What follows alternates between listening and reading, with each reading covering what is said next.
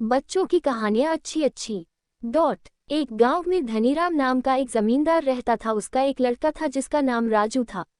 धनीराम के पास बहुत सारी जायदाद थी और बहुत सारा धन भी था। ये बात उसके लड़के राजू को पता थी, इसलिए वह पढ़ाई में मन नहीं लगाता था।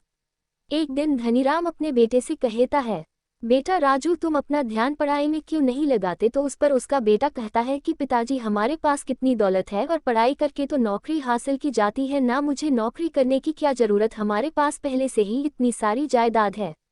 ये बात सुनकर धनीराम कहते हैं, बेटा नौकरी के लिए पढ़ाई नहीं की जाती, बल्कि पढ़ाई तो ज्ञान हासिल करने के लिए की जाती है और बुद्धिमान बनने के लिए की जाती है, ताकि हम उस बुद्धिमानी से अपने जीवन में और तरक्की कर सकें।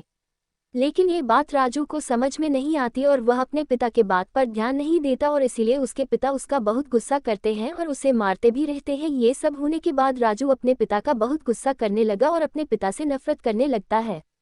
एक दिन धनीराम अपनी बीवी से कहता है कि मुझे अपने बेटे के संबंधित बहुत फिक्र हो रही है, क्योंकि वह अपना मन पढ़ाई में नहीं लगाता और दिन भर घूमता रहता है और उसे लगता है कि उसके पिता के पास बहुत दौलत है और उस बदौलत की वजह से वह जिंदगी भर आराम से रहेगा, उसे नौकरी करने की और पढ़ाई करने की कोई ज़रूरत नहीं है।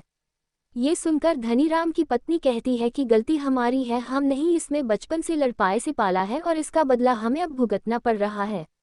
कहानियाँ अच्छी अच्छी। धनीराम ये सुनकर बहुत निराश हो जाता है, लेकिन उसकी पत्नी कहती है कि मैंने सुना है हमारे पड़ोस में एक विद्वान लाए हैं जो बच्चों को उच्च शिक्षा देते हैं, हमें चाहिए कि हम राजू को भी उन विद्वान के पास भेजें ताकि वहां पर उच्च शिक्षा प्राप्त करें और जिंदगी में कुछ बड़ा करें। ये सुनकर धनीराम कहता है, ठीक है, कल शुभ हम राजू को उस विद्वान के पास छोड़कर आ जाएंगे। और उसकी माँ राजू से कहती है कि तुम्हें कल उस विद्वान के पास जाना है, क्योंकि हमने ये तय किया है कि तुम उसके पास जाकर उच्च शिक्षा हासिल करोगे। ये सुनकर राजू खुश हो जाता है, क्योंकि वह उसके पिता से दूर जाना चाहता था और अपने घर से भी। दूसरे दिन राजू के माता पिता उसे विद्वान के घर छोड़कर आते हैं। विद्वान की एक पत्नी और छोटा बेटा होता है। जैसे ही विद्वान को पता चलता है कि जमींदार का बेटा उसके पास शिक्षा हासिल करने के लिए आ रहा है, तो वह अपनी पत्नी से भी यह बात कहता है और उसके पत्नी कहती है कि हमारा बेटा भी अब बड़ा हो रहा है, उसे भी आपकी शिक्षा की जरूरत है। कहानियाँ अच्छी अच्छी। ये सुनकर विद्वान कहता है कि हाँ, कल से मैं राजू का और अपने बेटे की दोनों की शिक्षा शुरू कर दूंगा। दूसरे दिन जमींदार अपने बेटे राजू को विद्वान किया छोड़कर जाता है और विद्वान से कहता है कि मेरा बेटा जो है वह बहुत आलसी है, उस पर विशेष ध्यान देना। ये सुनकर विद्वान कहते हैं कि हाँ, आप निश्चित है, मैं आपके बेटे को बुद्धिमान और जिम्मेदार बना दूंगा।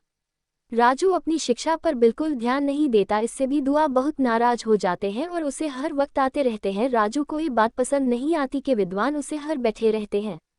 एक बार विद्वान और उसकी बीवी शादी में कहीं बाहर जा रही होती है और विद्वान राजू से कहते हैं कि मेरे छोटे बेटे को मैं तुम्हारे पास छोड़कर जा रहा हूँ, तुम इसका ध्यान रखना और अपनी आज की पूरी पढ़ाई पूरी करे, इसका ध्यान रखना, नहीं तो ये पढ़ाई के बजाय खेलकूद में न लग जाए। कहानियाँ अच्छी अच्छी। राजू उस लड़के को समझाता है क्यों खेलकूद ना करे, बल्कि पहले पढ़ाई करे फिर खुद करे, लेकिन वह लड़का मानने को तैयार ही नहीं होता और अपने खेलकूद में लगा रहता है। गुस्से में आकर राजू उस लड़के को जोर से थप्पड़ मार देता है। थप्पड़ खाने के बाद लड़का चुपचाप पढ़ाई करने लगता है, लेकिन थप्पड़ की वजह से उसका गाल पूरा लाल हो जाता है।